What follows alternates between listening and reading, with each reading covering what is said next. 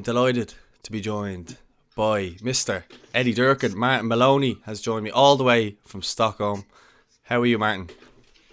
I'm good, mate. Thanks very much. As you've seen, there was a bit of drama trying to get the kids to bed because it was an unprecedented night of visiting that was lots of crack and good fun. So I was like, okay, taxi it is back to the house. And being my kids, they don't really do as they're told. I don't know if that's something genetic or maybe I'm just a soft father that enjoys the crack with the kids a bit too much. Well, Don't tell the social. well, in fairness, you did get them to bed there. It took a bit of a while, but anyway, you got them to bed. So, in fairness to you, it looks like you've got your work cut out for you. Oh, big time. Oliver Stone's going to make a movie about them, apparently, called Natural Born Piss Takers. Great kids, though. Love them to bits. Catch a bullet for them. Catch a bullet for those kids. So, well, do anything for you. I suppose, tell me, sorry, sometimes the lag of the internet's kind of catching when you're saying something, so apologies if it seems like I'm cutting across you. What was I going to say? You're living in Stockholm now, right? How long have you been living out there? And it looks cold over there. You're very wrapped up there this hour of the night. Well, it's just become a force of habit, like of wearing the hat and the scarf in the house. It's kind of like an extra cozy touch, and yeah, I don't know why I do it. It's just become like, ooh, that's nice. Do you know what I mean? But yeah, it is cold. I think it's -9 degrees Celsius here now at the moment. We had a huge snowstorm there about a week and a half ago, 2 weeks ago, where we had a half a meter of snow that came in one day, and that was crazy. I think the most snow I've ever seen in one go was probably when I was in New York in 2006, and I think a meter of snow fell. And everyone in Brooklyn was like, "Oh my God, look at the state of the place!" And I was like, "Oh, this is normal for me. Like, I live in Sweden." So I first came to Sweden in 2003.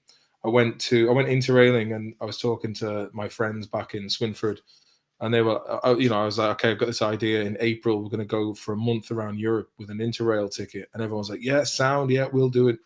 And I went to use it on the Keys in Dublin, bought me interrail ticket. And I said to everyone else, "Well, look, I've got my ticket. Have you got your ticket?" And everyone's like, "Nah, sorry about that." And I was like, "Well, it looks like I'm going alone." So had a great time, met some fantastic people when I was off traveling. And for any of your younger audience, I thoroughly recommend it. Also, even if you're older audience, I think traveling will do you good at any stage of your life, really. But the second year I ended up in Eos in Greece, which is like this kind of party island full of mad fellas. And went back there the year after, and a friend of mine said to me, he was working with street dogs and cats, and he was rehoming them in Copenhagen. And I was helping out with them, getting a few quid for that, amongst other jobs, playing gigs and working in clubs. And he said to me at the end of the month, he's like, "Oh, Martin, do you want to come to Sweden?" I was like, "Sweden?" And I was very pleasantly surprised when I got here because, the biggest kind of cities I was used to being in was Liverpool or Dublin or Galway. So when I came to Stockholm, I had this feeling of like, how the hell doesn't anyone know about Stockholm? Because, when you come here, the infrastructure is fantastic. Like you're looking at the roads and they're just like, they cut them straight out of the mountain. There's got bridges and fantastic local transport. And so I ended up meeting my ex-girlfriend, and then that lasted 2 years, and then I came over with the cast of the Hardy books before we'd actually even done the pilot, because we were mates before Hardy books. And I got together with my now ex-wife then, and and kind of here I am still in Stockholm. There are other places. I mean, for a man of my personality, I kind of feel like Stockholm is a bit restricted in terms of spontaneity. And like what happened tonight, for example, when I went over to my sister-in-law's just to pick up the kids, and it turned into like just Irish style, having a laugh, people coming in visiting, and it's kind of like this. It's not the most spontaneous place, but when you get a good network of people around you, it's fine. It's like anywhere else, really, I suppose. But I quite like it over here. It's nice, but it's like I said, it's for a Irish comedian. I've tried stand up here, and I'm like, nah, I could be doing it for 10 years and I still wouldn't enjoy it. It's like, and it's no disrespect to the Swedish crowd, but it's just like you're kind of left making cultural comparisons of Stockholm and where you come from. And, I just like it when people get your references culturally instantly. But what I like when I'm gigging, I'll deliberately go and do gigs in Sweden without any preparation and just like eat shit on stage. And then when I go on stage in Ireland, it's like, I'm back. So, yeah, there's a bit of background there for you, Paul. Yeah, no, I totally agree with you regarding traveling. I did quite a bit of traveling in my younger years as well, and it builds your character. And as you say there about kind of cultures and stuff, you learn to adapt to other people's cultures and stuff like that. And again, probably the Swedes and the Canadians and Americans kind of have, I get where you're coming from with that. And yeah, I suppose just in terms of the whole traveling itself, I mean, I think it's something that. Where did you go? I went to Australia, New York, Canada. Then I was traveling around coaching football and stuff like that for 2 years, and then came back. But it was brilliant. I got to see so much of the country and of Canada, and yeah, I loved it. I mean, I definitely think that's something that everybody should do once in their life, whether it's you go away for summer or whatever it is, you move away for a couple of years just to try it out and kind of, I suppose, get out of your comfort zone. Mm-hmm. Have you ever gone out of the Western world? Because it's not something that I've done that often in my life, or at all really. Like I've been to Australia, States, Europe, but I've never like been to South America, Africa, or Southeast Asia. Just Asia, Thailand. I was there for a month when actually Ireland were in the Euros in 2016. I was there. It was brilliant. There was loads of Irish, loads of different nationalities and stuff like that. They all kind of go there, and it made for an unbelievable atmosphere. And obviously Ireland were doing well. I was there when Robbie Brady scored the goal against Italy and stuff. So France again, the bastards. Yeah. Well, hopefully they do us a favour against England on Saturday. So do us a solid. Yeah. It's gonna be an interesting game though. I was quite disappointed. Like I really like Japan, especially since the last World Cup in Russia. I really enjoyed how Japan were playing. I think it was they went out against Denmark, and just the absolute kamikaze football they play by throwing themselves behind the ball at any cost.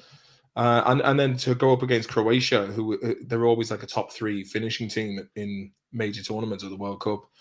And you could just see that the Japanese lads, the pressure was on them with the penalties. And yeah, I like Croatia as well. You know, it'd be nice to see Croatia win for a change instead of being runners up, especially before Modric retires as well. Yeah, he's just one of those players that you want to see do well. Like when he won the Ballon d'Or a few years ago, I think everybody was delighted. I know Messi and Ronaldo have been so good for so long, but someone had to kind of come in and break that cycle, and he was the one to do it. And I think that was the World Cup of 2018 that off the back of that was when he won the Ballon d'Or. I'd love to see him do something, but I think he's just aging that bit more now, I think. And I think in the next hey, aren't we all? Yeah, true. But I think in the next couple of years, we'll probably see him kind of fizzle out. Although he's one of those players that will probably be able to kind of finish at the top. In fairness, not many get to do that anymore. Then off to LA Galaxy for pasture. Or into Miami with the rest of them, where Beckham is. Is that into Miami? That's where a lot of them are I was now. asking about Shaqiri. Where is he? Like Minnesota or something? I don't know. I haven't been following him. I think. Are you a Liverpool fan? I am, yeah. Yeah, I'm an Everton fan, so yeah. Hey, do you know what? Here's something, right? I was born an Everton fan, and when we moved back to Ireland, when I was like, basically I moved back to Mayo. Grew up in an Irish community in Merseyside, and so like all my family were all Everton, but my mum was a Liverpool fan, and I moved over to Mayo in '96, and I had the old Everton top with the Danker sponsor. And I was just like, maybe I might switch to Liverpool. But I've stayed a Liverpool supporter since '96. And that's when, I felt the first sting against United when the United betters, Cantona scored there in '96. But it's been a wild Jamie ride. Carragher a little bit, are you? Jamie Carragher's sports bar in Liverpool may come in, have some chicken wings and some fried onions, you know what I mean? It's fucking great. Get some milkshakes. It's like Eddie Rockets, but Jamie Carragher's got it down at the one centre, do you know what I mean? It's great. So a great defender, just a great guy for getting up there on Sky Sports and having a chat with Graham Souness and the boys. He You know what I mean? he actually supported Everton as a boy though, and then went to Liverpool, a bit like you though. That's why I said. Mate, you know, at least he got paid for it though. Well, and he got to win the Champions League. Well, that's true as well. The miracle in Istanbul. Yeah, well, I just think Everton are cursed, and have been since I've been born anyway. So, well, here's the thing, Paul. I would like to see Everton do well because they're both Merseyside teams, like Tranmere. Yeah, actually, where I was born in the world, it's basically as the crow flies, you're about 3 miles away from Liverpool city centre. But that body of water in between, you have the Scousers, but you're a wool, mate. You're a wool back, fucking wool back, mate. You know what I mean? You come from the posh part, and. Yeah, so Tranmere Rovers from Birkenhead, they would have been, you know, there was lads in school who would always wear the Tranmere Rover jerseys, and I was always like, nah, mate, they're just shit. I'm sorry, I'm not knocking you, but you'll never get out the second division. And I remember seeing, it was about 2.5 years ago, nearly 3 years ago, United were playing Tranmere Rovers in the FA Cup, and I was like, do you know what? Maybe Tranmere Rovers might just do this. I have a feeling about it, and the football pitch was just full of divots, and it was like, wasn't a very presentable pitch. And they got beaten 5-0, I think it was. And I was like, well, so much for Tranmere Rovers. They used to have against United. They used to have a decent record back. John Aldridge was managing them. Yeah, and McAteer did, and John Barnes, I think, as well for a small period. Mm-hmm. I think they beat Everton in an FA Cup game. I think either Walter Smith or David Moyes would have been in charge back then. It was a long time ago now, but well, do you know what would have really helped if like some lad from, let's say, the Emirates just came into Tranmere and all right, Tranmere, here's an undisclosed gargantuan amount of oil money, and then before you know it, they'd be winning Champions League matches and the Premiership, you know. But that's the thing of football these days. It's kind of like turning to like what franchise, you know, it's like, what franchise has the most money? Obviously, there's coaches and management, but you're kind of like, you know, if you've got a great team, let's say the United team from the 90s into the 2000s under Alex Ferguson, that was, as much as I loathed United, I also had a lot of respect for United as well. And they, you know, and the cool thing was you had Dennis Irwin and Roy Keane, who were both like Ireland players representing us in the, you know, one of the flagship teams of the English Premier League.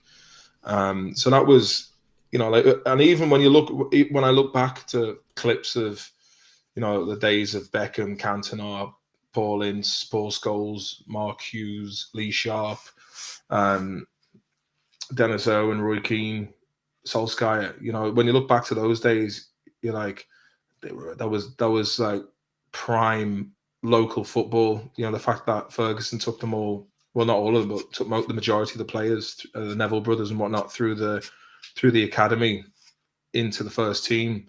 Whereas like in recent years, like football is basically, okay, we're just going to spend an exorbitant amount of money on one or two players. And I think if you can raise your players through your own team, hold on to them for the majority of their career, that's the way to do it. But at the same time, if you can afford to buy legendary players as well, why not? Yeah, I totally agree. Like he had such a good mix because he had, you know, experience, youth players. He sold a lot of big names at the time and brought in the young players. And I remember Alan Hansen. Well, I don't really remember, but I remember hearing about him saying you won't win the league with kids, and he went on to prove him wrong. But it is what it is. Yeah, Alan Hansen would have definitely had beef there, being a Liverpool player as well. Yeah, Alan Hansen, great commentator as well. As the time he scored that goal from the halfway line, I can't remember. I remember seeing it on TFI Friday once. That's going back a while. Of as a defender, one of the goals he scored was an absolute zinger.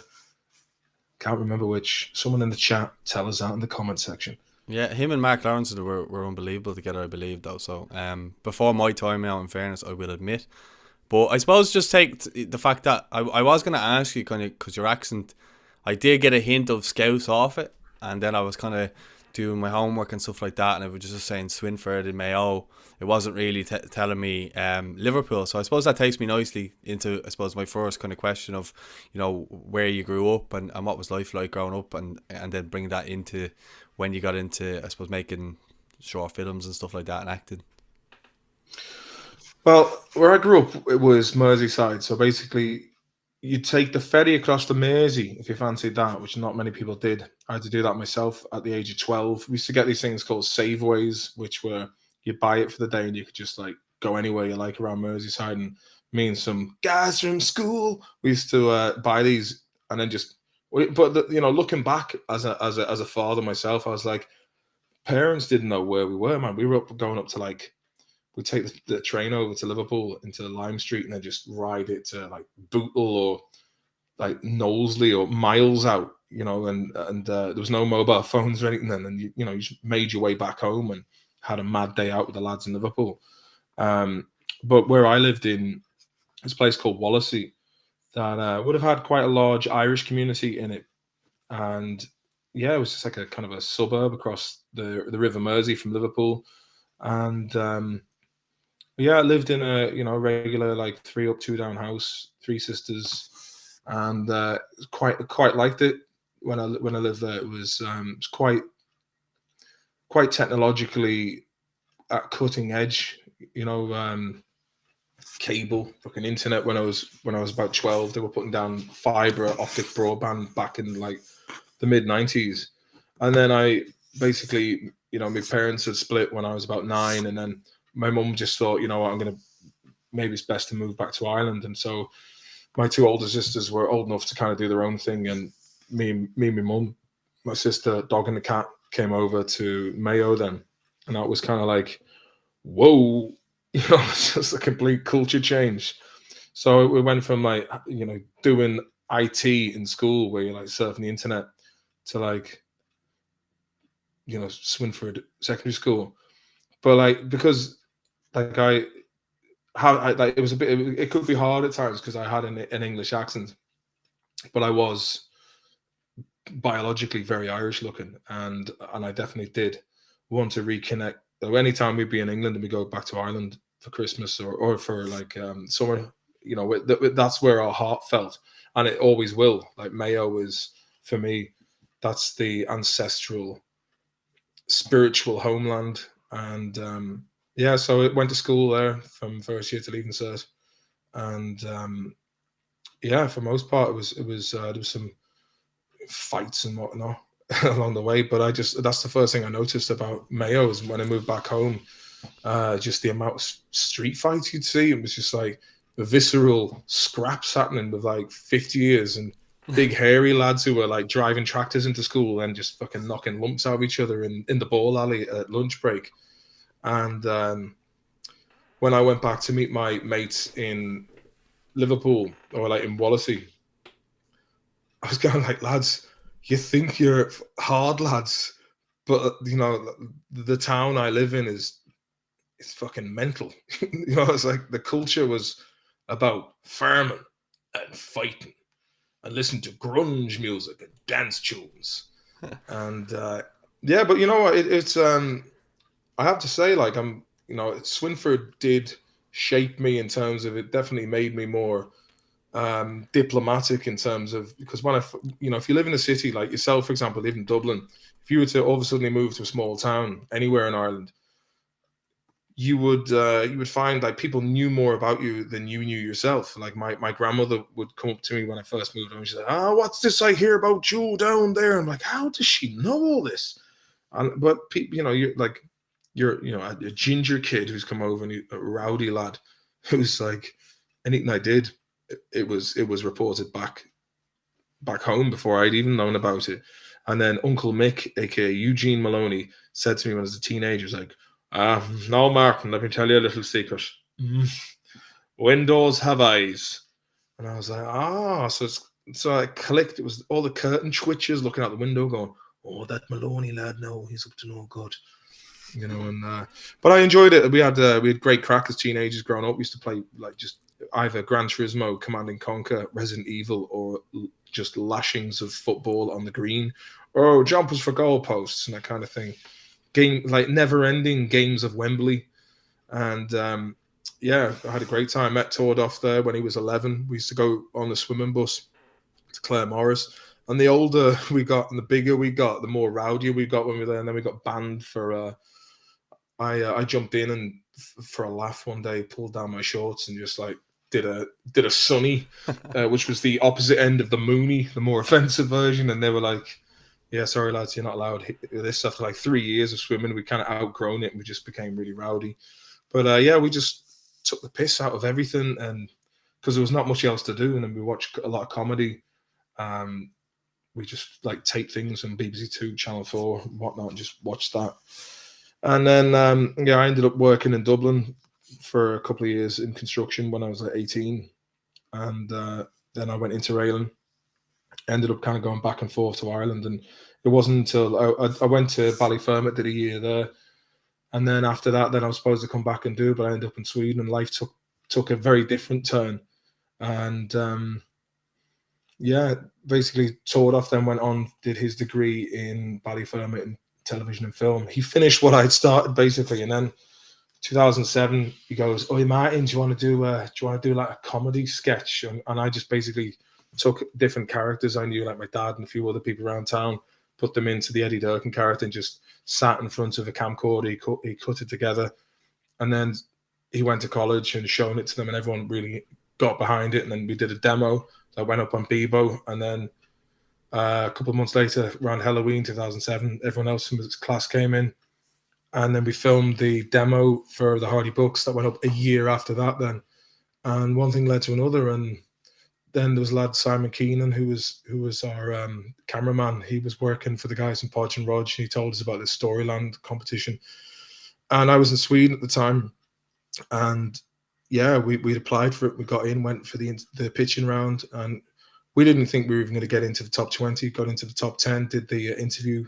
Were given the go ahead to do the Mitty Turbo Cup, and then we ended up winning the thing. And then they offered us a TV series, and that was met with mixed response from the general public because it was just so raw and irreverent, and it was also quite a honest portrayal of things in rural Ireland that are never mentioned, you know. And we were just like, well, this is how it is in most towns and cities, but you know, RTE don't want to deal with that kind of stuff. It's like the everyday minutia, and you know, just fucking bored lads and gossip and mad crack, lads on pills, Mitzies, you know, fucking spoilers, Nissan Celatis, fucking Almiras, body kits, dance music, tall Paul, floor fillers, Ibiza, you know, and I know this kind of stuff. We just observed, and then I remember once meeting Dave McSavage in Galway.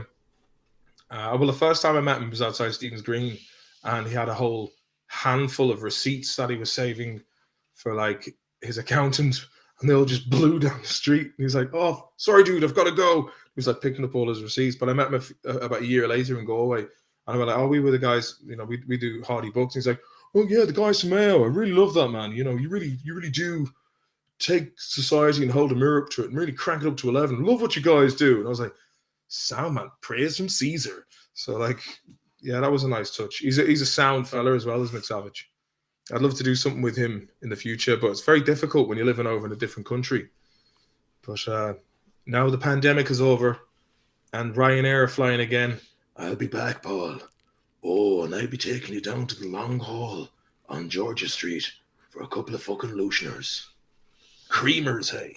Creamers. But I was back home for the first time in 2.5 years in July and August. Went up to Dublin for a night, met up my friends. And I got, you know, I've got this kind of default setting where I get really rowdy and you go, whoa, I just shout something just as an expression of joy. And I was like, "Oh, sorry, lads, I'm getting a bit rowdy." And they're like, "What are you fucking apologizing for, man?" I'm like, "Yeah, this is like who I am. This is what it's about in Ireland." And yeah, I think lockdown actually killed that a little bit. Yeah, but then when I was out around, like we went to like Hogan's and around the George Street area, and it kind of feels like there's a vibe of like all this can be taken away in an instant. So that's, and we've already been cooked up for 2.5 years. Let's go daft kind of thing. And I noticed like everyone looked really young. You know, obviously I'm nearly 40, but it's just like, fuck, man. I feel like, because where I go out here in Stockholm, I kind of stick to the Irish bars because there's no like designated demographic. You'll meet people who are older, you meet people who are younger, you meet people your own age, and I kind of it's quite like that in Ireland as well. But there's certain places where they're mostly a younger crowd will go to. So some ways I felt like I had aged quite a bit since I've been back. I But felt like that the too, wheel, though. In fairness, I did as soon as when I was going out before the lockdown, I felt quite young, and then when I was going back in, as you say, I was feeling like the old man in the club. Now I'm 32, like, but I remember just walking in some places, and honestly, you just feel like you're walking into a load of kids. It's mad, like how that all changed in yeah, those couple of years. But those couple of years are massive, I suppose, when you look back. yeah. I mean, like it's like here in Sweden, they had like the most lenient of all the lockdowns, and looking back, have the best stats. Even though there are people out there who be like, no, they didn't, but they did. But the thing is, um, like there was no landmark occasion that kind of punctuated the year. You know, usually you'd have big concerts coming through, you'd have um midsummers, you know, you'd have various different events that would kind of landmark occasions throughout the year, which they were absent of this for those years of the pandemic. And yeah, it just kind of feels like that 2.5 years just blended into one long kind of strange year of uncertainty. And like for me beforehand, like I'd started like I got a part in Vikings that was like straight up drama, and then I was, you know, starting to have another go at breaking into film and TV, and then, you know, I was coming back and forth from Stockholm to Ireland to do gigs, and it was getting to be quite like I as much as I enjoyed it because I had one foot in Sweden, one foot in Ireland, and I kind of it felt like it was the best of both worlds. But at the same time, it was getting harder and harder to like look through the window and see those little faces like waving bye to me. And then when I go to Ireland, and I'd have to say bye to my family in Mayo and my mates in Dublin, and it was just kind of like I felt like when it came along, it was kind of a nice excuse not to be having to fly anywhere. And then I just got a bit too comfortable with not flying then. And so I think it's time to get back on the horse and get out there and start doing the gigs. Because the gigs, I started doing my own show, as Martin Maloney as myself, and kind of talking about a lot of things that I was doing in life and growing up and just kind of observational things.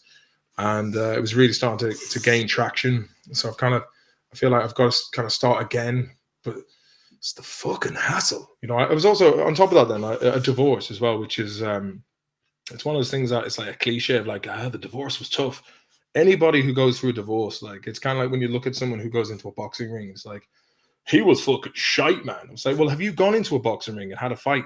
It's like it's all well and good looking at what someone's doing from the outside, but if you're actually going through that process yourself of like decoupling a life that you formerly had and then rebuilding, it's pretty tough. And on the top of that, then you can't even have the luxury of just like fucking off and doing gigs and getting paid to kind of like get away from that.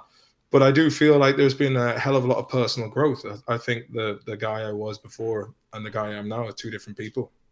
You know, I've come out at the other end of the shit pipe, so to speak. I think a lot of people would be in the same boat, though. I definitely feel like I learned a lot, again, a lot about myself and stuff like that. Even just like, it might sound odd, but like just even dieting and stuff like that. Like I've just completely changed my diet. I was able to go back and play football because I was carrying a bit of timber. Now I wasn't huge or anything like that, but the injuries were just gathering up. It was heavy on my stomach. It was leading to my knees. It was stopping me from playing, so on and so forth. But then my brother's a personal trainer, and he had me in diet and off the drink. I was off the drink for about 9 months for the first time, probably since I was 16. 17. 17. In and around that, but yeah. So it was like that where I think a lot of people found themselves, and despite it being a not a great Financial disaster. well, there's that, but it wasn't a great period for anybody in terms of socializing or anything like that. But I think if people were to look back and, as you say there, and measure the person that they were before to where they are now, a lot of people probably would be happier in kind of themselves, that they had to kind of go there to find themselves, if that makes any sense. Well, I mean, a lot of people had to spend time alone, and it was a real like even working from home. And I suppose there was probably a lot of time, spare time, to kind of soul search and just kind of readjust readjust where you want to go. Like, I mean, a lot of people must have. Okay, I'm going to write an album. I didn't do any of that because I was like, well, what's the fucking point, man? I don't know when I'm going to be able to showcase this, and I quite enjoyed just fucking chilling and taking it easy. And yeah, I don't know. I mean, like for me, I had that taste of, I look at a lot of people here in Sweden. Sweden's probably, or Stockholm is one of the most high pressure cities to live in Europe. I'd say it's kind of like a mini New York, and you kind of In what way do you mean that? well, it's just like there just seems like everybody is constantly on they're like, it's like they're stuck on a hamster wheel. It's but what I don't like about Sweden is everything comes out monthly. So like all your bills, everything comes out at once. So you need a good lump sum of about 2,000 quid plus at the end of every month. And if you're out of work for a month and you miss that, you're like that's a huge wedge. So then you start a new job and you wait the following month to get paid for the first month. And it's when you like change jobs, you then get the month. Well, it's great if you've gone from one to another, but if you're kind of freelance and you're going from one thing to another, it's there's a lot of stress in that regard. And there's a much like Dublin, there's a huge demand for property, and there's a lot of people who are charging like 4 or 5 times. So they're subletting. So what you have over here is you have like the first hand contract and the second hand contract. So your first hand contract, when you're in, you're kind of like your feet are well under the table. You have more rights as a tenant. But the second hand contract is a subletting, and then you have people who are like third hand contracts. So you have someone who's subletting from someone who's got the first hand contract, but then they're renting out their second hand contract to someone else. So it's a very unregulated market, and like over here in Sweden, they're massive when it comes to chasing down people with tax. Is a huge, well regulated, much like the revenue in Ireland. It's a very well-oiled machine, and I can't understand how so many people are getting away with getting an extra 1,000, 1,500 plus per month for renting out a place they should be paying maybe like 500, 600 a month for. But property here is very expensive, and there's this kind of feeling where like there's someone ready to come in after you immediately. Whereas if you're like living in a more rural place where there was an abundance of places to stay, probably a bit more chilled, but you wouldn't be able to get green curry at 2 a.m. So sliding scale. Yeah, I think the world's just gone like that at the moment, to be honest with you. And obviously Ireland's like that at the moment, and the homelessness is just going up and up and up and up. The homeless situation in Ireland is a fucking disgrace, man. It really is. It's like like I'm one of these kind of people who I just can't keep my mouth shut, and I will say what I see. And sometimes what I see may be wrong, but Ireland is just a nation that is beholden to tax dodging multinational companies, NGOs, and the World Economic Forum. And it's like every other country. Sweden is, England is. It's like Netherlands. In Netherlands now, they're taking 3,000 farms. The Netherlands is the breadbasket of Europe. Most of our fresh produce and meats come from, and dairy products come from Netherlands. And apparently the government going, oh no, the methane levels are too high, so we've got to like buy all your farms. And I kind of feel like the working people and let's say the poor and the middle class, they're the ones who've constantly been propping up the people at the top, and we're just getting fucking skimmed all the time. But yeah, this is where like mainstream media has failed us, because I think a lot of people have been bought out, and I think that there's not many people who are coming and just asking honest questions and looking for honest answers. And anybody that tries to kind of lift the veil will find themselves being let's say cancelled or kind of I don't know. It just feels like where the fuck are all the people with journalistic integrity that are just going like speaking truth to power? Like we just have conflict after conflict globally, and the only people who seem to be enriched by this are the weapons manufacturers. And it's a very cynical world, and I'm sure it's always been like this since the dawn of time, because the desires of mankind seldom change. And you unfortunately do get the people who reach the top of society that will do anything to get there, and they look at the masses with a lens of disdain. So that's my take on it anyway, Paul. Yeah, well, I think it's it's the same. It's a bit out of my it's way above what I'd be talking about anyway. I don't have any kind of say on that other than the fact that these likes of Putin and so on, who are doing terrible things in the world and stuff like that, and still people are not highlighting it as much, saying Russia and stuff like that. They're just turning a blind eye to it and stuff like that. But it wouldn't be. Well, another thing regarding that, this is an unpopular opinion. The whole thing in Russia is Western backed, and there was the Project for New American Century outlined that they wanted to take down Libya, Lebanon, Iraq, Syria, Iran, all these Middle Eastern countries. And then Russia was also next, because apparently Russia wanted to join NATO. I can't remember what year this was, but they were told no, because the thing is, it's basically you keep like military hardware, weapons manufacturers. That's what keeps. It's called the President Eisenhower warned about it before he left. It was basically called the military industrialization complex, and it gets to the point where these corporations are so powerful and so wealthy, they just pay journalists not to ask the right questions. And the invasion of Ukraine it's a fucking failure of civilization. It should never have happened. But at the same time, the Western-backed coup of 2004 was created by Toria Nuland, who I think she's the Secretary of State, and she was also involved in the Iraq War as well. These people, like John Bolton, they'll do anything for money and clout. And if that means like people are going, like there are civilians that are going to be killed in the process, they literally just they can sleep easy at night. They don't care. Like I don't think there's any conscience.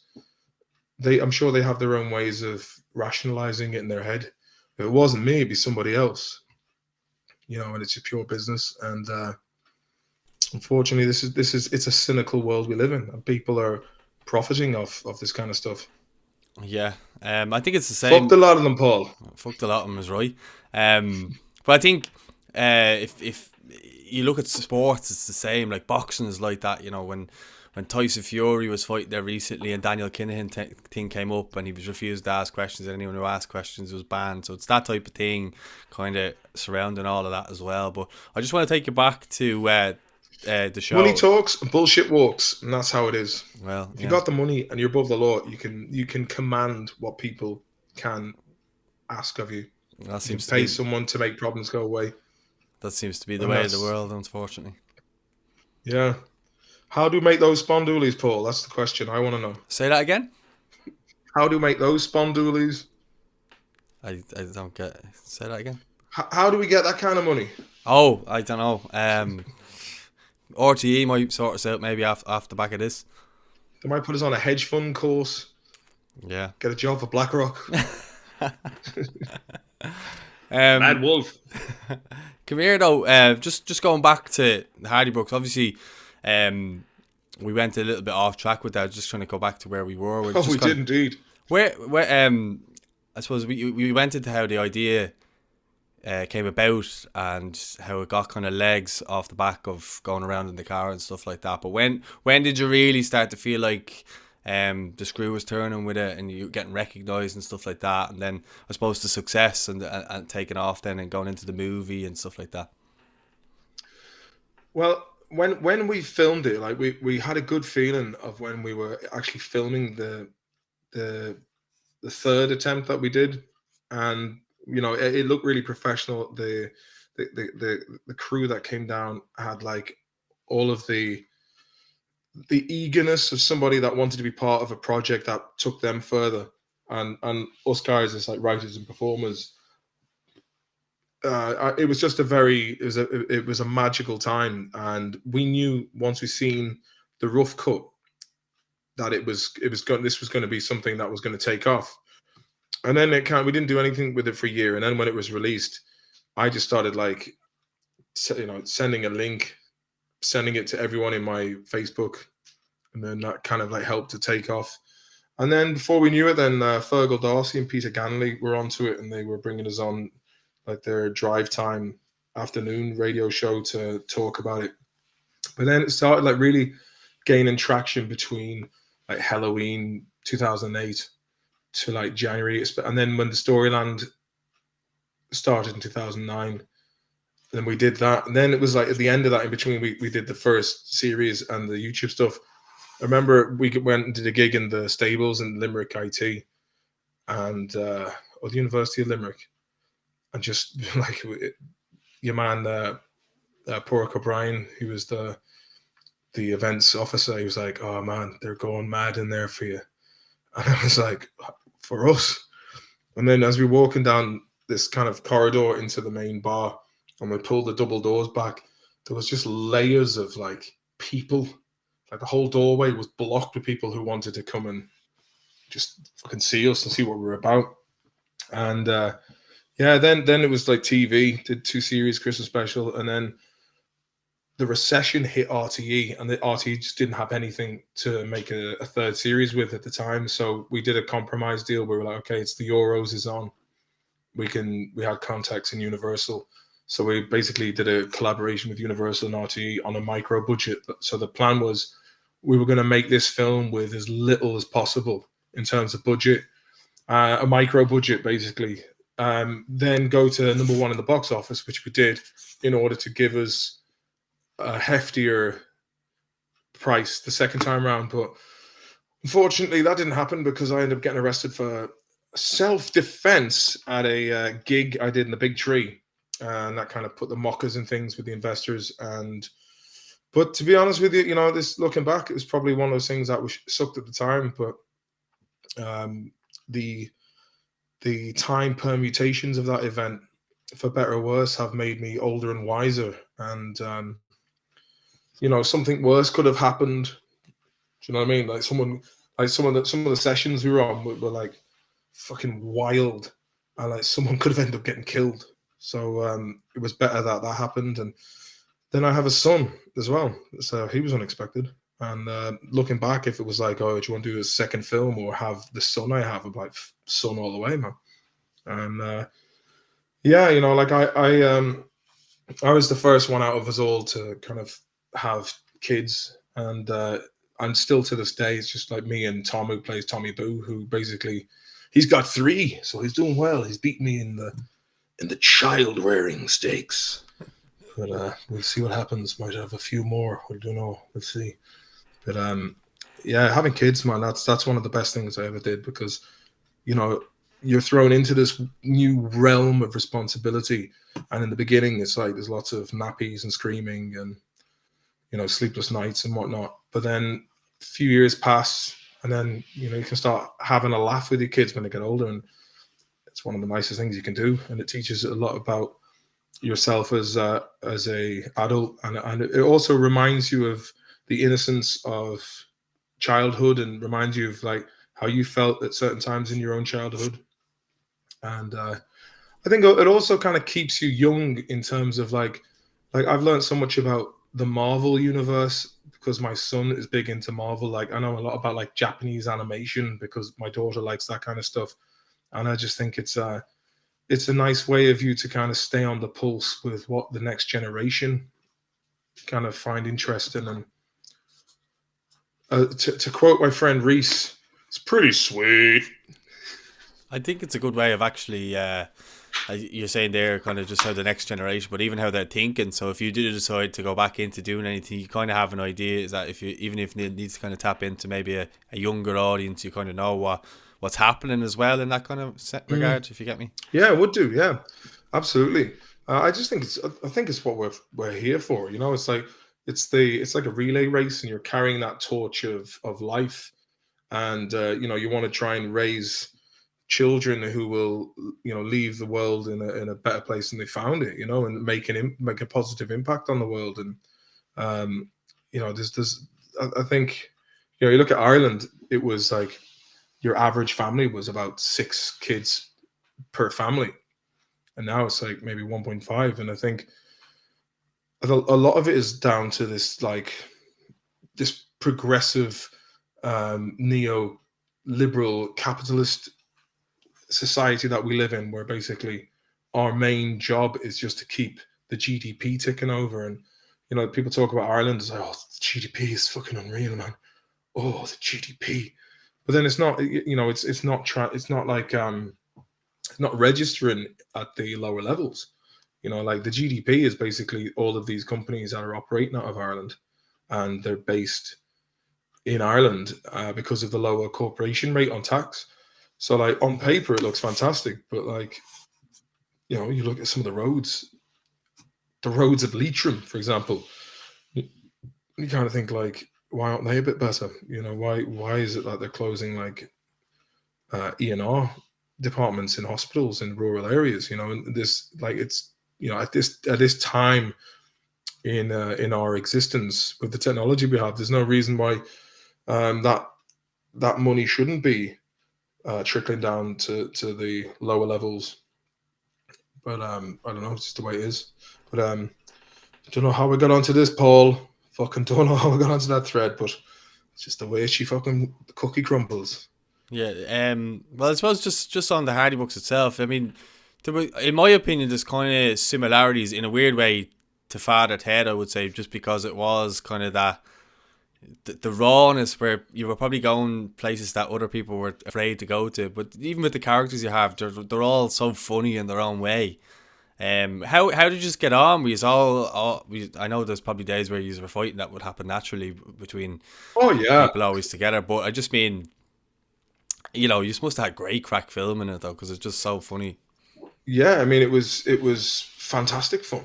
It's like you're hanging out with some of the funniest people. Like we were all funny dudes before. Like me and Chris were always the ones who were interested in film and comedy, but like the likes of Owen, Peter Cassidy, and Stephen Kelly, and it was just all of these lads that we knew growing up, and we were like, oh, he'd be brilliant for this character. And not one of them turned up and didn't, just knock it out of the park. Everybody we asked, there wasn't like, I think maybe there's like one or two that were, and this is the entire cast the whole way through, that you would have been like, oh, the acting was a bit shit there. And sometimes if the acting was shit, it was funny. Because like in the beginning we brought Salmon in because like the way he delivered his lines was just fucking brilliant. I mean, he was like Keith from The Office. Yeah, he's so deadpan, yeah. Yeah, and like it was just everything worked, and it's and I think like now, like we started at a time like it was great fun on the set. People, and then when people come in from far and wide just to like be as an extra, and we, like, hey, say something. It was never there was nothing that we couldn't do. Like if you look at like conventional television and film in Ireland, how it works, it's very exclusive. It's like, no, we're special boys. You can't be in this no, you need an agent and you have to get the top agent, and no, I don't like that. We were just like, nah, everyone is welcome. If you can't get the start somewhere else, hop in here. We'll give you your 5 minutes, like hop in, like we were always like very open and indiscriminate, like, and everything always turned out to be absolute gold. And at the time when you're doing it, you're kind of looking at, and you're always comparing yourself. You're always comparing what you're putting out to your previous successes. But then, there was a lot of people were saying, "Oh, look, the YouTube stuff is great, man, but the TV's good, but the YouTube stuff was better." And at the time, I was like, I couldn't understand why people would think that. I mean, obviously, there were certain things in the YouTube days that it was carte blanche because there was no executive producers sitting over our shoulders telling us what we can and can't say. But if you look back at the TV stuff, like in terms of, like we pushed it as far as we were allowed to push it, and we behind the scenes we fought tooth and nail, and there were certain points where we'd have production meetings, and I'd nearly be in tears of frustration, trying to justify scenes that were left in. And you look back now, and you're kind of thinking it's even funnier now than it was than it was then. And the thing is, the more times you watch it, the more things you pick up on as well. So when people watched it for the first time, they were like, "Oh, I don't know about that, man. I don't know about that, man." But then, they've watched it about fucking 10 times now, and they're like, "Oh, I love it, man. It's fucking great." So that's the. I really need to go for a quick piss break, if that's okay. Yeah, go ahead, man. It's no problem. Yeah, right. That's what. What were we gonna say? Sorry.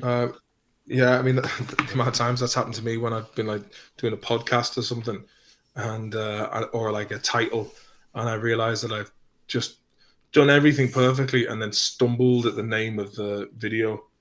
Even at the start, this is actually episode 10, and I was called episode 9, so I was off to a fucking flyer. Yeah, that has happened to me many times, and I'm like, right, I've actually got to go and sit and number all these. I don't know if you've heard the Hardy book at all that I wrote on. It was on the Hardy Books podcast, and the idea of the Hardy Books podcast was for me and Owen and Tom and Pete and the boys to kind of like just recant funny stories from, the days of pre-Hardy Books and during that, just. Is this a podcast? Sorry, Martin. Is this a podcast or a book? A podcast. Oh, sorry. Go on. Then I was like, I started writing. I think I've got about 8 parts of the Hardy book, and there's another part that I've been writing, but I need to just finish. But the thing is, for me, I get stuck. So if I haven't finished one thing, I find it very difficult. Just like hop. It's almost like it's left open, and then so it's nearly done. I've just got to listen to it. But also a lot of that is just like I was saying, because I'm working off a laptop, and the laptop goes away afterwards. Whereas I just need to get myself an office space where it's like I sit down, everything is queued up, ready to go. The mics haven't been moved, the lights haven't been moved. Everything is just like, I've been working. I've been supposed to do that for quite a while. Yeah, you could just go in, sit down, and get cracking. Yeah, exactly. And I think that's a lot easier. Just log in, work away, and then head off. But try making excuses, Paul. But no, but that. Like for me, everything like has to be, set up, because it's the fiddling with things that annoys me. If I had a recording studio and everything was just okay, there's a drum kit, there's a bass, guitar, everything's mic'd up, sit in, plug and play. I'd love that. You know what I mean? But I'm like you in that sense, because if I'm like that when I'm making food. If I go in and I see the pots and everything are all just a big mess, I'm like, oh, take away. I'm not ass cleaning that, and I won't go in there. But if it's clean, I'll go in and I make a big huge dinner. Oh, no problem. You work away, man. Yeah. And then the dishes will be put away. Like for me, like I've worked as a chef, and I love cooking. But then sometimes the times I hate cooking is when you have no idea of what you're going to cook. You have no ballpark figure before entering the kitchen. And you're like, okay, we've got some chicken breasts, some pasta, there's half a tub of creme fraiche, some peppers, some onions, some mushrooms. And then you're like, all right, yeah, I'll just put them all together. And then you always come up with something, but it's just basically, it's the end product. And then you're looking at stuff and it's like, I wish I'd thought of this when I was passing the shops, and they could have just like, yeah. So I'm the same way. And that was when I was living with the ex-wife. And that made it even more annoying because she couldn't eat garlic or onions. So you'd have to use like chives.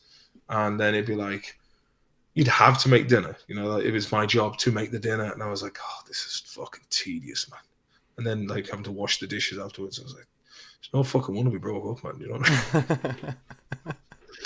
But I'll tell you one thing, for anyone who's going through a relationship, get a dishwasher. Just fill it up. I remember my mother was saying, dishwashers for lazy people. And then when we got a dish, I was like, yeah, she's right, yeah. But then I was like, sometimes I'd spend an hour just fucking washing dishes. And I'm like, they'd be left there for me. And I'm like, someone's got to do them. And then you do all the dishes. And then you'd be like, then you got a dishwasher and just stick them all in. And then they're pretty much dry. Just, drying them, if ever when you were a kid, you'd have to do like the washing up. It was like, oh, I'll do the drying and putting away. That was always like the soft bit. But it was the cleaning that just... Yeah, well, getting the hands usually if you wet. had siblings, one would do the other, so one would wash, one would dry. Yeah, and it was always like, no, I want to dry and put away.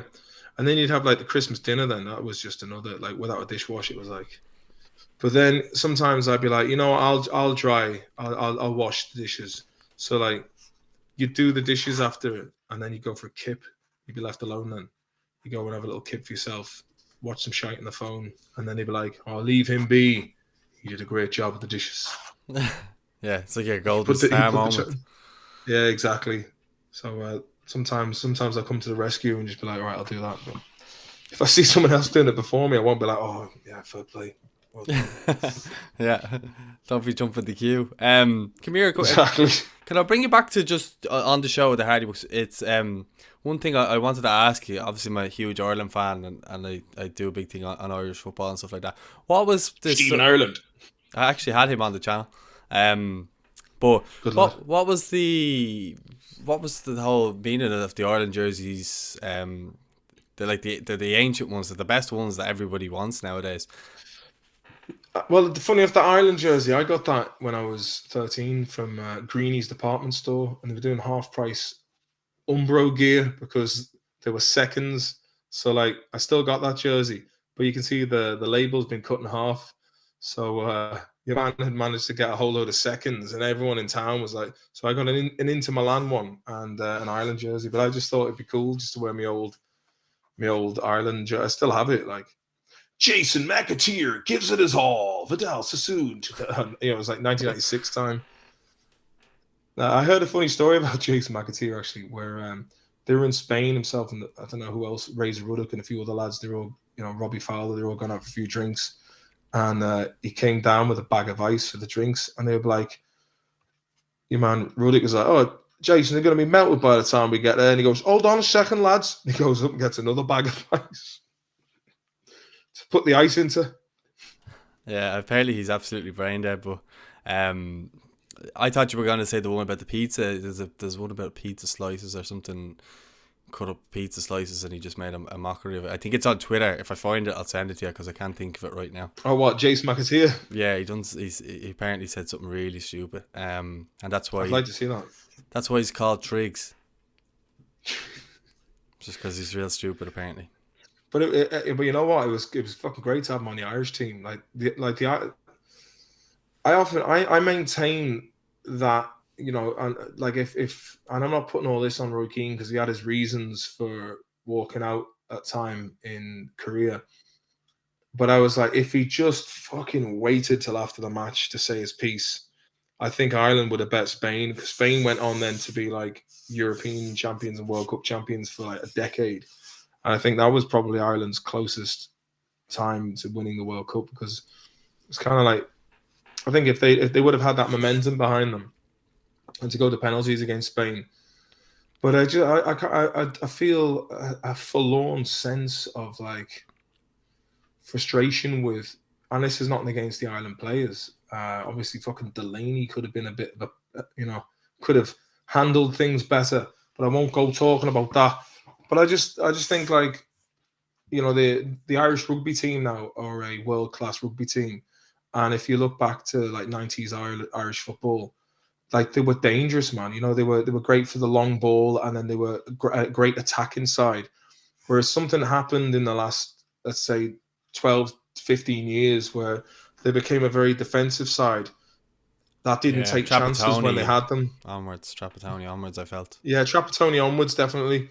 And I just feel like, if you just fucking go for it, the best form of defense is attack. And I think they should, their whole strategy should just be about relentless attacking and just shots on goal nonstop. And if you're going to concede and you're playing a defensive strategy anyway, you're going to concede anyway. But just fucking relentlessly long ball, keep shots on goal. I mean, it's easier said than done because it's. But I think that approach, just to be a more of an offensive team and just take chances. I think the manager's trying to do that now, though. In Stephen Kenny, it's just, well, unfortunately, we're just not as good as we used to be, and we just tend to give up a lot of goals rather than When we go a goal up, instead of just kind of then be defensive, if you get me. Yeah, and the thing is, you're only a goal up. It was like when I was watching Australia playing Argentina, and was it Argentina?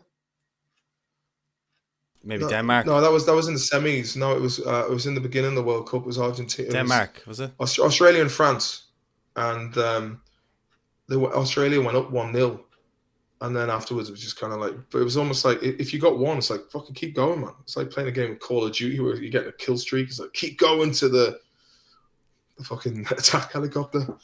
But like it's just like when you got that momentum behind you, just don't go into like because you're gonna end up conceding. It's just if you get one, fucking go try and get another one straight away and demoralize the other team by just constantly attacking. And yeah, of course, there's going to be teams that are excellent at counter attacking, but like just have a strategy in the back, which is keep your back three close enough. I don't know, maybe. I mean, look, at the end of the day, I'm speculating about football tactics here, but from my days of playing FIFA, it was always like keep your back three solid, and yeah, don't know. Fuck it, I might be out my element here, but it seems to make more sense. Always have a strong defense, strong attacking side at the front, and I think that's where we lack though. It's that our midfield and attack probably isn't as good, and our defense is quite good. So in terms of our best players actually playing defence, but can't seem to score goals. And then you have the likes of John Egan and Shane Duffy who are the ones scoring the goals from the old way of playing, which is set pieces, corners, free kicks into the box, header. And that just seems to be the way we're playing at the moment, I suppose. But that kind of takes me into what was, you did the movie there in Poland, and you were mixed in with the fans and everything like that. What was that like? Because the football was dire at that Euros. Yeah, we actually went, myself and Pete, we went to watch Ireland and Italy, and we were just like, just score, even if you score a goal, we'll be happy. We knew we were out, but it was like, just score a goal so we can at least celebrate the goal. That was fantastic fun, to be honest with you. Like, I met lads from home, I met lads from when you were in Dublin, from Galway, and then just people we hadn't met before. But it was just a fantastic bit of fun was had. And credit where it's due to the Irish fans, man. They're like, I don't think you can meet a sound bunch of people. And like it was just like I was burning the candle at both ends there, because I'd be like out all night with the Ireland fans, and then having to do like a 12-hour day, and I'd be all right, tonight I'm definitely going to go to bed early. And then I'd just be like, oh fuck, Jono's in town, man. All right, Jono, man, I'll meet you in town. And then it'd be out till 6 a.m, like 2 hours sleep, and then film another 10-hour day. So there was one I got. Sorry, I was going to say that I think that's the life of TV. I've done a bit of work with DIY SOS and stuff like that, and we all end up going out drinking, and then we're up really early the next day and stuff like that. And you always say, "Oh, I'm not gonna." When you get back to the hotel, you have a bit of food, and the next minute it's just like that. Second wind. It's like Danny Dyer. Anytime you watch Danny Dyer, and there's like Britain's real football factories or Deadliest Men, or even better yet, I'm Danny Dyer and I believe in UFOs. And you can just see like he's talking to Sir Patrick Moore, the games master, the astrologist, and you can just see he's got 3 beverages in front of him. He's got a coffee, a red wine, and a glass of water. And I recognize, because he needs the coffee as the pick-me-up. He needs the hydration of the water, but he also needs the calming effect of the red wine. So, and that indicates to me that the night before he went to talk about aliens and astrology with Sir Patrick Moore, that he just had to go on the piss that night. You know what I mean? And that's what we did, and we did it well. Looking back, I'm not going to be like, I had some fucking good times and some mad sessions, and I'm not going to look back and be like, I pushed a lot of time away there. I had a great time, and if you ever look at, there's an interview with the late great Oliver Reed, who was one of the original Hellraisers of 60s and 70s British film.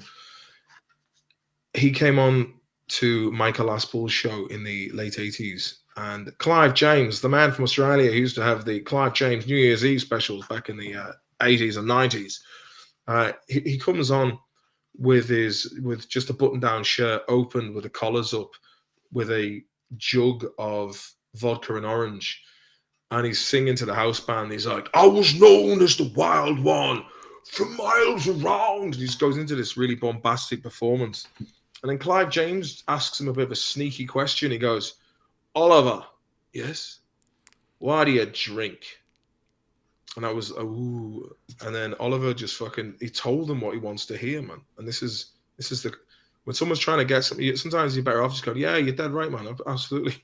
But he goes like this, he says, "Well, I believe some of the finest people I have met in my life have been in pubs." So it's like, what can you say to that? He loves pubs. There's the Wimbledon circuit, they call it, which I think is like 18 pubs around Wimbledon tennis grounds, where would-be raconteurs of heavy sessioning try to emulate the circuit that himself, Peter O'Toole, Richard Harris, Richard Burton would have done in the 60s and 70s. And something else that really fucking made me laugh was I was talking to my dad on the phone there recently, and I was asking him about Oliver Reed. I was like, "Did you ever meet Oliver Reed when you were living in London?" He was like, "I did." And I was, "What? You met Oliver Reed, and what happened?" "I was playing a couple of the old songs on the guitar, and he came up and he said, 'Sounds nice.' And next thing, pint after pint was landed in front of me." And I was like, "You met Ollie Reed?" I mean, I was like, my dad's another fucking absolute session hero. And I asked my mum, I was like, did my dad meet Oliver Reed? And she goes, "Oh yeah, he was very popular with the film stars around West London, I remember." So another man who should have made it, Your Elfla. he could have been the next. Yeah.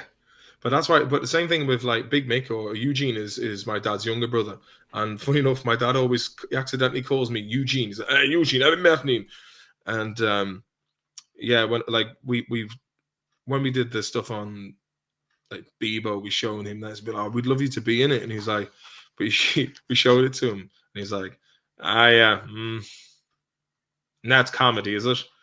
Then like fast forward 2 years later, RTE have some money to pay you to be in this, Eugene. "Oh, I'll be in that, yes." And you know what? I'd give the character a bit of a limp, and he just fucking played an absolute blinder. And that's another example of just, you can take people. Most people, you can take them. And I think this is what rattled the cage of the establishment film and TV world of Ireland. It was like, they're letting the secrets out of the bag. Most people can act. If they're playing themselves in a situation, the majority of people can do it. There's no huge, you'll get the likes of Al Pacino, De Niro, who went Stanislavski method in film school in New York. It's just like, just tell someone, this is what you've got to be feeling within this. Can you react in that way and learn the lines? If you learn the lines, and you know them confidently, it's that simple. And you'll get people like, to get into my character, I dressed up as a bellboy and worked in a hotel for 2 months in New York. And blaming on the bellboy too, it was just one of those seminal moments in my career where I lost 40 pounds for the role, and I won the Oscar for that performance. And my next film is going to be The Janitor, where I worked in a school as a janitor. I just worked, and I stayed in the broom cupboard. I slept there at night for 3 years. And, The Janitor then went on to be nominated for one of the best films of 2024. So, it's basically learn your lines. Obviously, there's certain degrees of what people are capable of doing. But, like, if you're playing yourself, man, it all depends on the director and the vibe on set as well. Like when I was doing that bit in Vikings a couple of years ago, my character had to be torn apart between a tree. And when I got the script, I was like, "Oh, fuck." I was like, "How am I going to pull this off?"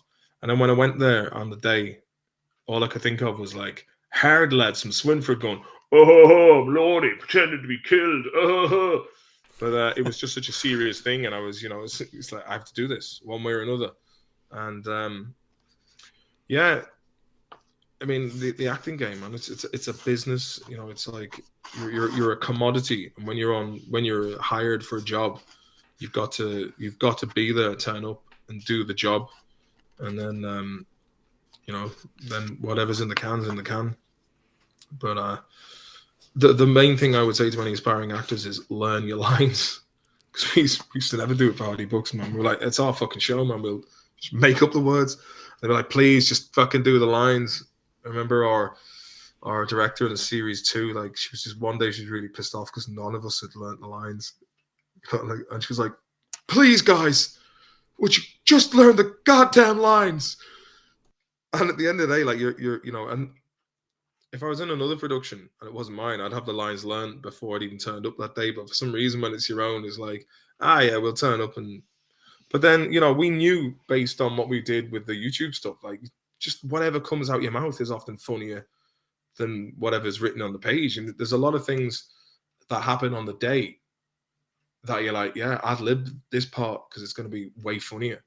Like, and my point of reference for that style was Scorsese's Raging Bull with, Joe Pesci and Robert De Niro and Frank Vincent of Go Get Your Fucking Shine Box, who then went on to play Phil Leotardo in Sopranos. But yeah, they were, it was like just you give them the beats of the story, just mention these key points and just improvise, use your own dialogue. And I think when someone is able to use their own dialogue, you bring something unique to the production that comes from that individual's experience of, if it's them playing a character, it's what they are imagining other people, or they're drawing from. I just think it's a more fun way of doing it. But like, if you're paid to write a script, then you've got to deliver the script. But I think what we were doing is we were kind of like being flexible. We would get the take in the can, and then afterwards we were like, okay, do it in your own style, and depending on what was better, got used. But also, I have to say, when you are filming something from a script point of view and you hire an editor, the editor has the script and they usually edit off the script. And if you're going off script, it's quite difficult to get those cuts to match. So that's the other side of it as well. So there's a bit of background chat there for you, Paul, and the podcast listeners. I suppose that's in your point of view. I can understand why it'd be easier for you to go off on your own kind of tangents on your own stuff, but obviously like something like Vikings, you just wouldn't be able to, because it's a completely different idea by somebody else. Whereas obviously, as you said, you'd done stuff previously with YouTube, so you kind of knew what worked with the audience, and you kind of had an idea of the audience. The funny thing is, when I was looking at some of the main cast in Vikings, when I was alongside them, they were like the same way I was on the set. They were like, they've been there for so many years. They're like, I'm not saying that. I was like, yeah, it's a nice place to be. My type of guy. Yeah, exactly. I was like, oh, that'd be nice now. Whereas I was like, oh, I'll learn every fucking I and T on this. But it'd be nice to get back into. I just need to get a new agent, because I haven't heard from my own agent in a year and a half. But like I said, I was kind of glad just to be here for a while and not have to like go traveling. I was just feel like there was so much going on. I just wanted to chill. But now I'm ready to go back and start. You've got the itch back, have you? I do, yeah. And plus, it's such fucking handy money. You know what I mean? It's like $1,000 a day more. It depends on how big your part is and how big the production is. Like, some people are probably getting about, so like if you're in a drama and you're one of the top guys, you're probably getting fucking $15,000 a day, man. It's like, it's very difficult to knock that kind of wedge if you're getting it. Yeah, 100%. What I would call that, Paul, is beautiful wedge, McGregor style wedge. Yeah. I have to say, I really love McGregor's Twitter at about 2:00 on a Saturday night, man. That is like a couple of weeks ago, I think. Your man, the Swedish lad, what's his fucking name again? Osman, is it? Which Usman. Usman's Nigerian. Like, yeah, your man. He's like he's from. Is it Artem? Dagestan.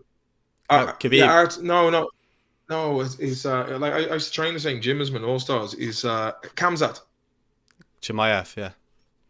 Yeah.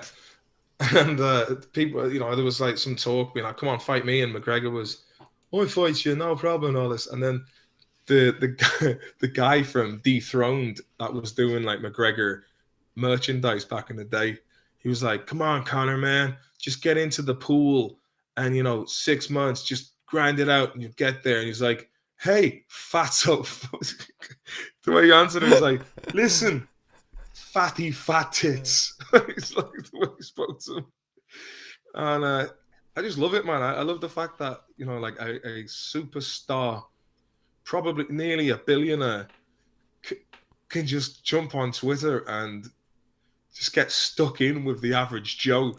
And I think it's fucking hilarious, man. I think he really is like, obviously, like people. There are a lot of people out there who are like, "Oh, McGregor this," but I like the fact that he never lost that kind of that Crumlin vibe. Do you know what I mean? He's like, he'll just have it out with people in public, and he's like, "I've made me money. I don't fucking care about these wankers." And I think like, yeah, like when he's out on a bit of a session, and he's getting into like spats with people at 3 a.m. on Twitter on a Saturday night, man. I think it's the golden era of Twitter. I think it's hilarious. He's doing them the Twitter voice notes. He is. And so he's sending like Artem Lobov, his best mate he was, and now he's suing him. So the kickboxer lad.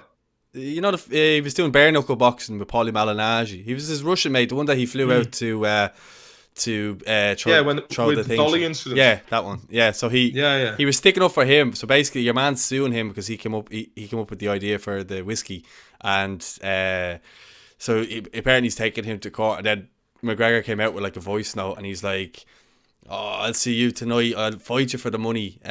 Sending lawyers, sending me messages and all this, and it's deleted since. But he was saying, "Oh, I'll meet you down at SPG Concord at 12:30 tonight, and we'll fight for the money." Yeah, 12:30. Yeah. So he turned up in an Ireland jersey, in the Opal jersey, with like with that thing on his. On his face. So that's where he was at the Concord waiting for him apparently, but he never showed up. And then he did one for Joe Rogan the other day because Joe Rogan was saying that he's on steroids, and then I saw that. Yeah, he done a voice now slagging Joe Rogan. He was like, "Oh, call the cops," in a big American voice. Oh man, he's like, I imagine being at that point where you've made your fucking you're a self-made man, and you can just say what you want. But I mean, like the brand of the whiskey. I mean, it's not really like it's like, "Hey, why didn't you make a whiskey?" Glad I thought about that now. Cheers.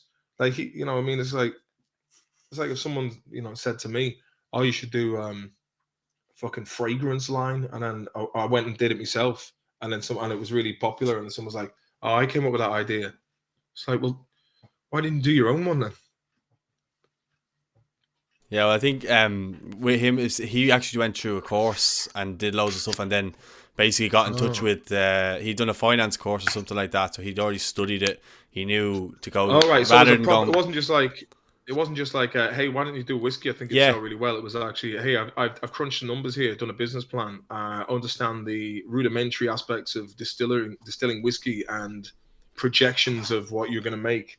Yeah, pretty much he did that. Yeah, he did. He was actually he is a clip up on Talk Sport of what he did, and then he put him in touch with some lad who would distribute the whiskey. So he told him to do that instead of going through the vodka. But again, I don't know anything more past that.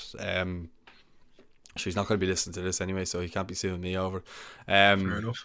But if he does hear this, I quite liked it when he said to the Throne guy, "Listen, fatso fat tits, yeah." It was just like, fatso fat tits. Oh man, it's like, do you reckon who's the next fight, man? Like, it'd be lovely to see him and Khabib having another rally. I think he'll go with Poirier. They were talking the other day. Yeah, there was a fair bit of beef there on Twitter I seen the other day. It was some first class beef. I'd love to see him fight Artem for the absolute spectacle of it. Well, the fact that they used to be best mates is a story there, as well as obviously it could be a winner takes all. Like Tommy Gunn and Rocky. Yeah, exactly. So it's I think it would be that, or he could fight someone maybe who is maybe on a bit of a downward spiral. It's Tony Ferguson or something might be a good fight for him now, because I think they're kind of both on a bit of a downer. If one of them wins, it might spark something. I don't know. That'd be a realistic one, I think. But he thinks that he can fight for the title, so I think he's going to get battered if he goes up a weight to Usman and these sort of lads. To be fairness, he's put on a fair bit of timber. Like he's like he looks like a man who's got a fair bit of beef on him. But the thing is, when you go up and you're carrying that amount, that's a lot more muscle mass to be oxygenated, and but I'd be fucking like I'd be right behind him if he wants to go up. Not saying it makes fuck all difference what I think, but it'd be interesting. Himself and Usman would be a fucking great fight. I think there'd be a good build up behind it, but I think he'd get smashed up if I'm being honest. Himself and Kamzat would be a good fight as well. I think he'd smash him up as well. Yeah.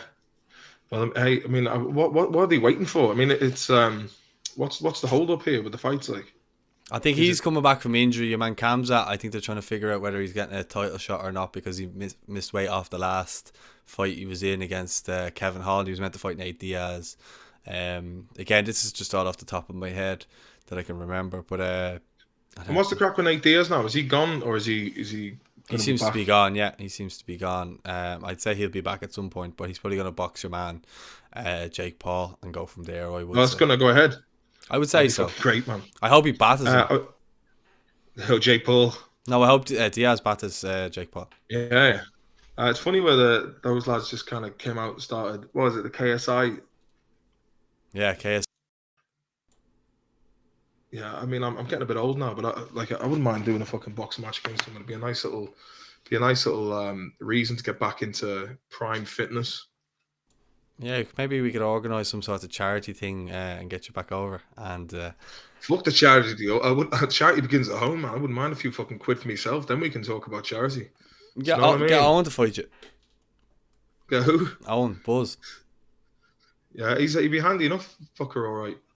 Out of them, like Pete Cass is also very handy, and Tom Cogallan, the Boo, like his dad, I think was Golden Gloves, and he was always training himself. And like, if it was, to be fair, it was those lads that got me into like training martial arts, and like I was always handy enough, knew a bit about boxing, but like it was like going to like MMA and kickboxing and boxing and wrestling, that kind of thing.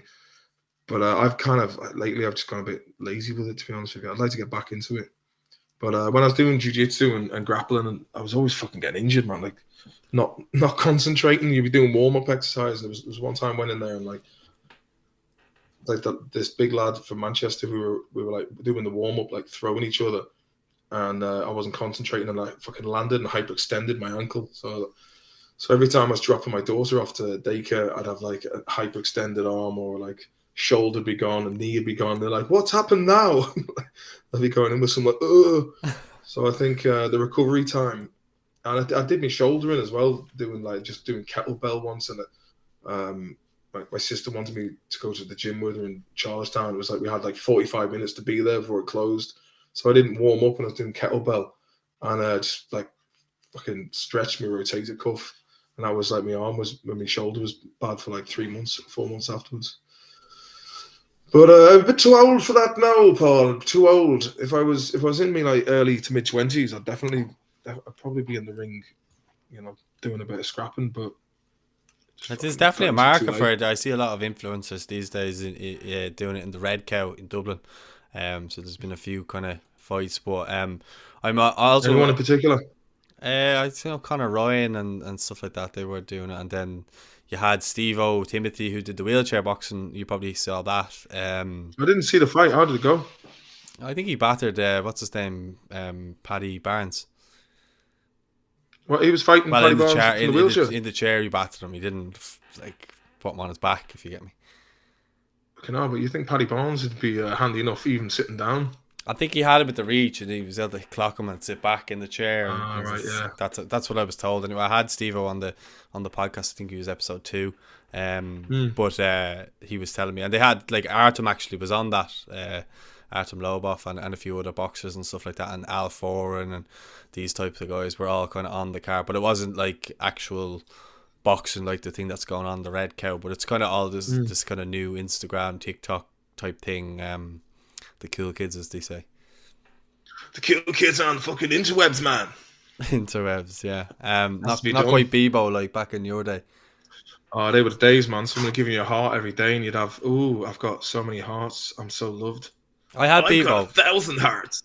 Sorry. When I first got on social media, Bebo was the thing. You had your other half, and as you say, the love heart thing, and your what they call the little box thing, which is obviously where you had the flash box. That's the one. Yeah, that seems to be the. See, I went to States, man, and I came back and I had, what, you using Bebo? I'm using MySpace, and so when everyone was just like on Bebo in Ireland, it was a bit kind of like, what the fuck's going on here, man? But I better use it anyway. And fair play to Bebo is what kind of launched the early Hardy Book stuff. And if you can hear it on my on the Hardy Books podcast there, Peter Ganley, if you want to hear more about the genesis of those days of Bebo, he discusses it from his point of view about when he first saw it, and he was just like, it was just like me and Salmon, and it's probably up there on YouTube, like the very early days of those Bebo episodes, because it was like the characters were like super ignorant, and it was. I was in a fight there. There's two Polish men. He looks behind. Two big Polish men. Yeah, so like we didn't even know what we were doing, but we were just kind of like making up as we went along. It was very funny, and there was a hell of a lot of bad language in it. Awful lot of bad language. Yeah, nothing wrong with that.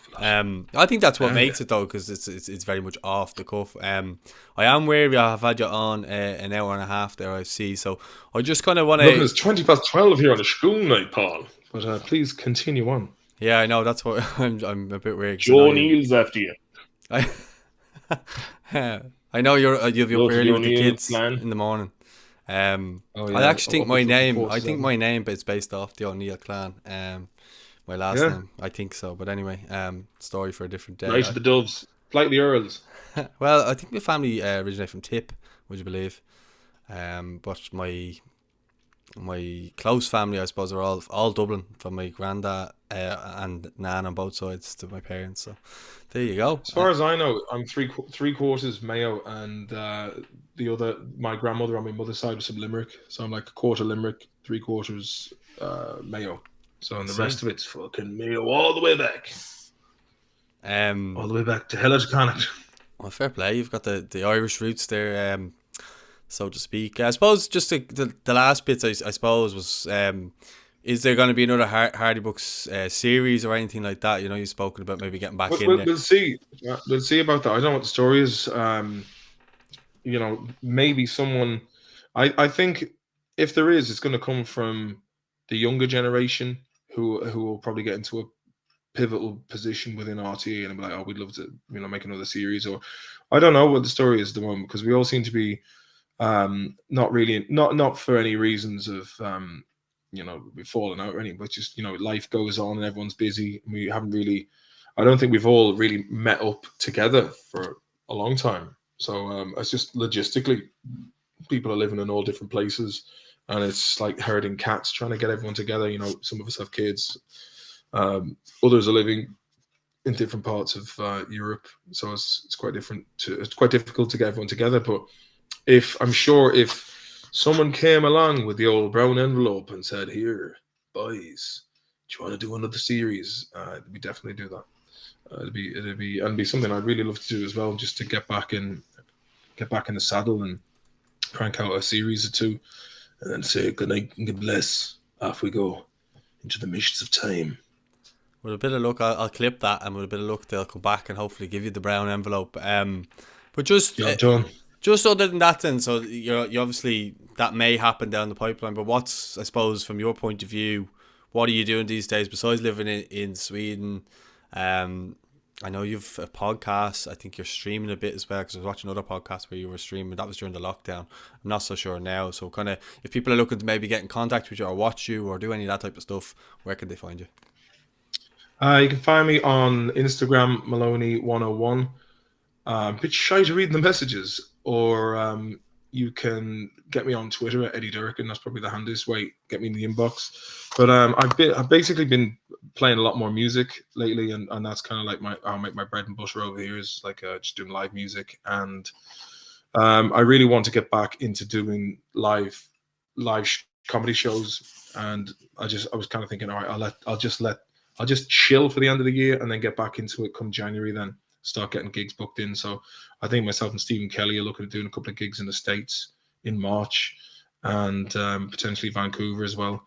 So if people want me, just fucking get in touch, and we'll organize a gig anyway. But I suppose it'd probably be easier if I had a booking agent. But it's kind of like I could do it myself if I do it myself. But I've just got to set a date and say, okay, I'm gonna have a new show out for this time, and then knock it out the park, Paul. It'll be great crack. But I've just got to get another agent and start acting again. So I think I've had 3 years of it now, and I'm like, all right, I think the dust has settled over here. Just get back into it, start making things, and be more creative again. I think with the bit fucking. Sorry, I thought you were. Sometimes it lags, so I thought you were done. No worries. I don't know. I was happy with the break, to be honest with you. I was just kind of like, there's like when you're in the fame game, it's always you always got to like keep that inertia going. I've kind of just enjoyed being in obscurity for a bit. It's quite nice, and I was kind of happy enough just to have a bit of a break because I feel like I've kind of returned to who I was before it all happened, and I think it was a nice bit of a reflection. And it's not all about chasing the fame and whatnot. I kind of like I'm at the stage where I'm like when I was younger, like it's kind of like you watch TV and you're like, oh man, I'd like to be the center of attention. And the older you get, you're like, I don't really want to be the center of attention anymore. I'd be happy to kind of like sit back and produce or write. But then I don't know. I do miss the aspects of filming. It's quite nice to do that. I think the last thing I filmed was about 4 years ago. So it'd be nice to get back into it. But it's just the industry I don't really like. It's, having to do self tapes the whole time, and you've got to like drop everything to learn dialogue and send it off, and then most of the time you don't even hear back. So it's kind of like. But when you're doing your own stuff, like when we're doing a series, it's like it's us doing it, so you're not kind of beholden to having to secure these parts, So we'll see how it goes. I think that the pandemic, in many ways, it was kind of like you didn't know you could plan something, and then it's like, well, is this going to go ahead or isn't it going to go ahead? And I think touch wood, things are going to resume as normal in 2023. So I think now it's time to start like planning and getting something going again. Yeah, I think whether that's Hardy Books or something else, we'll see. Yeah, well, I think in some ways you've got a good platform there already. So if you were to do something, you've got I wouldn't say a head start because you've obviously built up such a following that obviously it'd be easier now to get back into something than obviously if you were to start now, if you get me. So I think from that point of view, you probably just need maybe a couple of days to sit down and write down some stuff and kind of figure out what would be good for you and how you can plan it for maybe the new year. I suppose it's coming up at a good time, the new year, so you can kind of go, right, well, I just want to get myself in order for the new year, because it always seems to be that. I'm not saying you're one of these people, new year, new me type thing, but there is a lot of that, and sometimes it kind of gives you a little bit of self-reflection just to write stuff down. Yeah, and it's a new start then. I think usually the December across the board, it's when the handbraker's off. It's Christmas staff parties. It's like, I should fucking wait till next year. And I think for me, I always like to enjoy December as a kind of a reflection over the year, and then go flat out into it when the kids go back to school in January. And I think that's I'm just gonna enjoy the rest of the year and just take it easy and just focus on the kids, really, because that's the thing. I mean, a lot of it has been. It's quite difficult to get away, when you're split. I don't have any family over here, and that's been quite a restrictive part of it. Is like if I was living in Ireland, I'd be like, look after the kids there for the week, bring you some money, that kind of thing. It's difficult to just take everyone else's schedule into it, and again, I don't want to like up or like if I'm going away and doing gigs, it needs to be long in advance, because previously it would be like someone would ring me up and like, oh, we want you to do this event. I was like, when? Wednesday. And I'm like, Wednesday? It's fucking Monday, man. And then you're like last minute looking through flights, and then the flights are like fucking 700 quid, and then there was a lot of that kind of stuff. And nowadays I'm not in a position to just like take off like that. I have to make sure that people know what my plans are in advance. Because I tell you, you get no fucking quarter, Paul. You get no quarter at all. I think that's with having kids and stuff like that. You obviously have to prioritize that, as you said earlier on. Like, it's not a case of, you can just do what you want. When you didn't have kids, you probably have to put them ahead of everything, and as well, you're not really thinking of just yourself anymore. You have to put them ahead of everything. That's very true. And that's it. You do have to take the kids into consideration first, and that's what I have been doing. And and that reflects the relationship I have with the kids.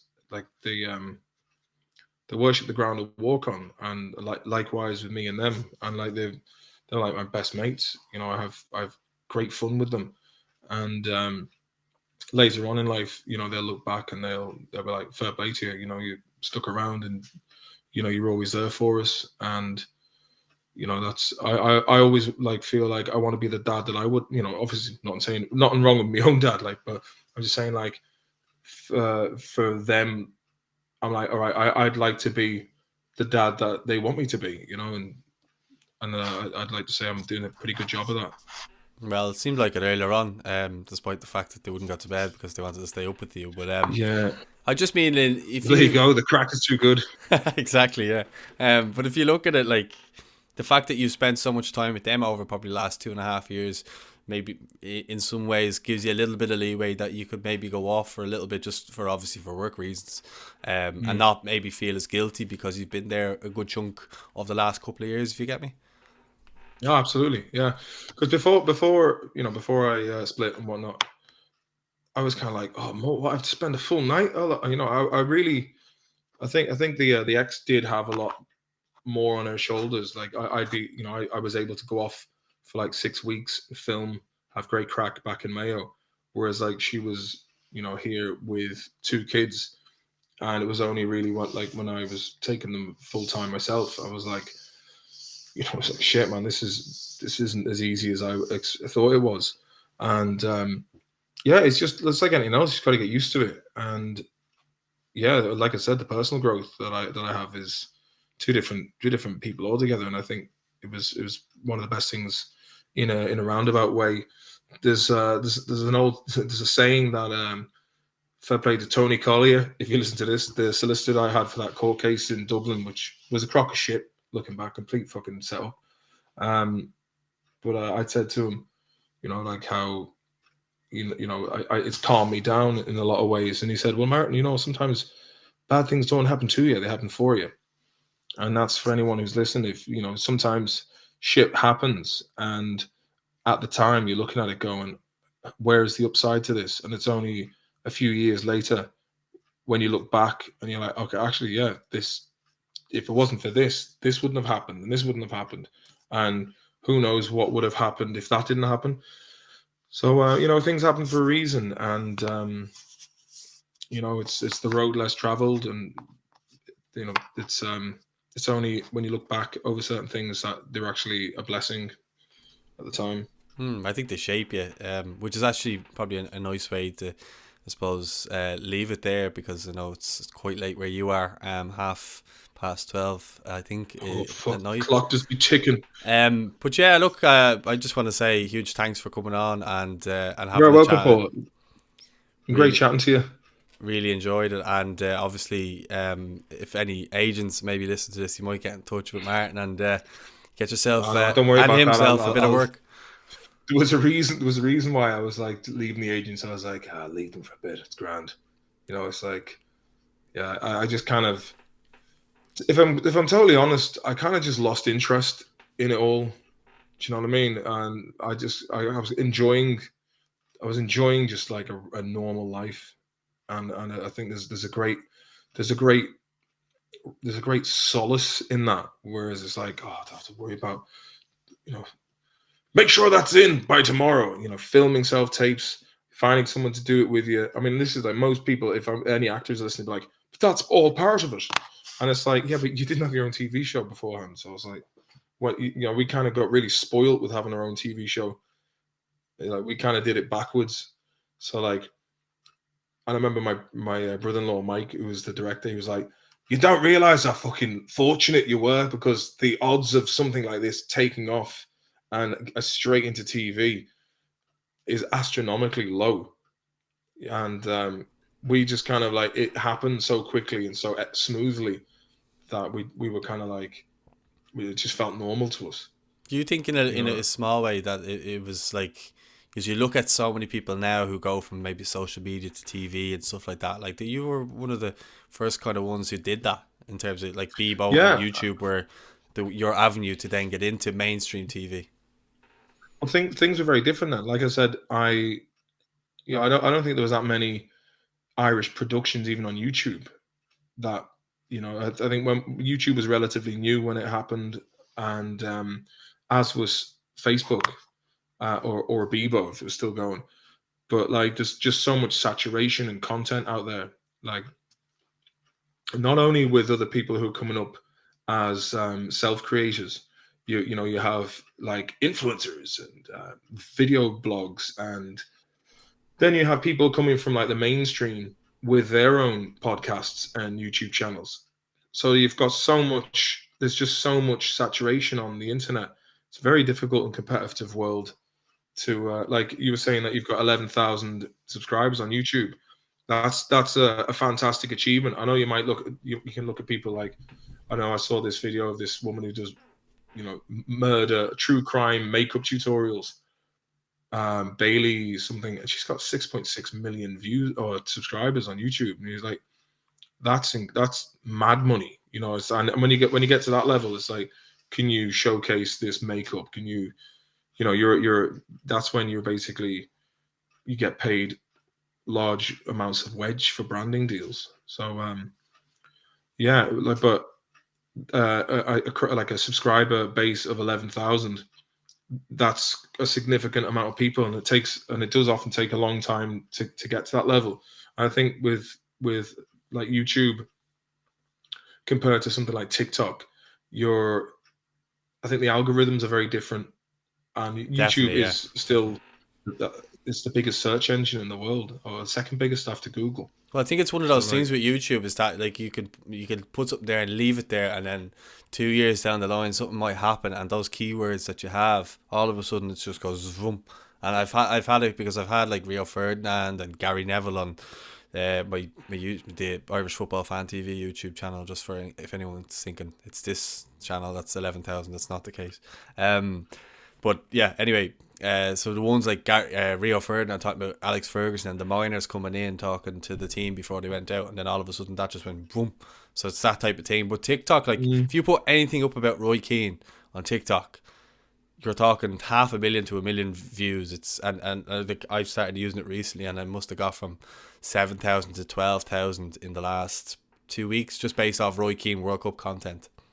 No, I have to say, well, just before I go, I heard something about Ronaldo and Solskjaer. I don't know if it was when Ronaldo was well, it must have been, because apparently Ronaldo was the one who said it, that when they went in for the halftime team talk, can't remember who they're playing against, but Solskjaer showed them a video of him like scoring the Champions League final goal in '99, I think, if I'm not mistaken, and they went out and got beaten 5-0. Was that maybe Brentford? No, he wasn't the manager then. It was Ten Hag. I don't know. I heard something along those lines. So I'm not entirely sure what team or maybe it was Liverpool. I thought it was Man United when he was managing Man United. But yeah, he was like, "This is how you do it," and he's showing him like scoring a fucking class goal, and then they went out and lost 5-0. It must have been last season, because obviously he was sacked and Rangnick came in, so it must have been around this time last year or before. Yeah. Oh well, but Roy Keane, if World of football. if you're ever looking to go viral, all you got to do is talk about Roy Keane. Trust me. Sound. I'm gonna put Roy Keane in all my TikTok videos. I haven't done anything on TikTok. Like the thing is, I think also I was just oversaturated. Twitter, WhatsApp, Facebook Messenger, Instagram.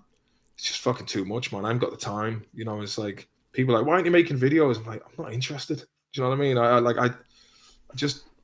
I spend too much time watching other people's shit. I think it could be good for you though, as another avenue. As I said, it's another set of fresh eyes, and you were speaking about a younger audience there that just might be worth your while just to have a look at it. I mean, you don't even have to. I could probably tell you off camera a couple of tricks as a trade that might help you straight off the bat. You tell me off camera, good lad. But we'll say good night to the or good day to the viewers now, because I really must get to bed. Yeah. Don't forget to tell me those things off camera, good lad, Paul. I won't forget. Don't worry. Yeah, I suppose we'll wrap this up anyway, so I can let you go to bed at least. At a reason. Well, after Bobos. I was gonna say a reasonable hour, but not so much. But yeah, if you're listening to this video or watching, don't forget to subscribe if you're watching on YouTube.